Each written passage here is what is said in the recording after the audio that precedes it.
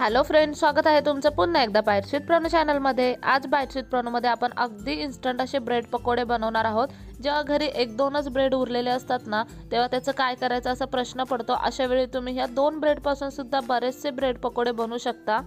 त्यासाठी दोन ब्रेडचे स्लाइस आपण अशा पद्धतीने कट करून घेतलेले आहेत। असे उभे स्लाइस कट करून घ्यायचे। ब्रेडचे 3 तुकडे करून घेतलेत एका ब्रेडचे आपण। त्यानंतर आता एका भांड्यामध्ये आपण बेसन घेतलंय।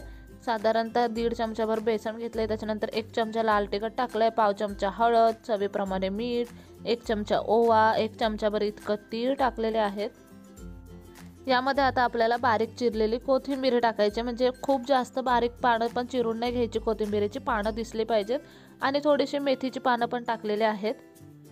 हे सगळं व्यवस्थित मिक्स करून घेतल्यानंतर यामध्ये पाणी टाकायचं आणि एक छान असं थिक बॅटर तयार करून घ्यायचं आपल्याला ब्रेड कोट करण्यासाठी।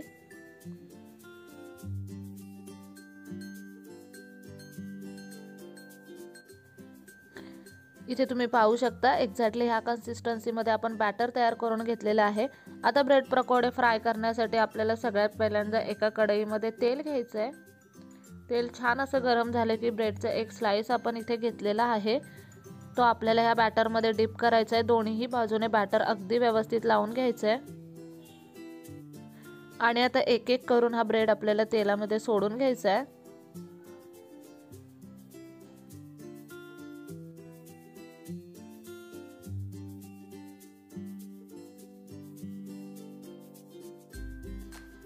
अशा पद्धतीने जेव्हा घरी कमी ब्रेड असतात ना, तेव्हा काय करायचं नेहमीच प्रश्न पडलेला असतो, किंवा 2 ब्रेड कुणाला कुणाला पुरवायचं असं सुद्धा प्रश्न पडतो।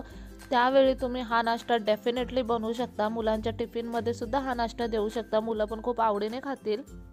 घरी पाहुणे आल्यावरती झटपट असं काय बनवून त्यांना खायला द्यायचं असा प्रश्न जेव्हा पडतो, तेव्हा अशा पद्धतीचे पदार्थ खरंच खूप कामी येतात।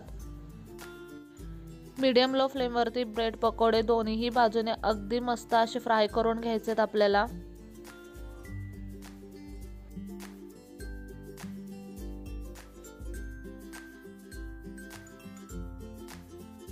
इथे तुम्ही पाहू शकता अगदी गरमागरम ब्रेड पकोडा बनवून तयार आहेत।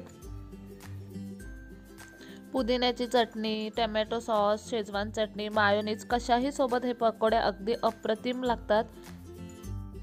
वरून अगदी क्रिस्पी बनतात आणि आतून एकदम सॉफ्ट असतात।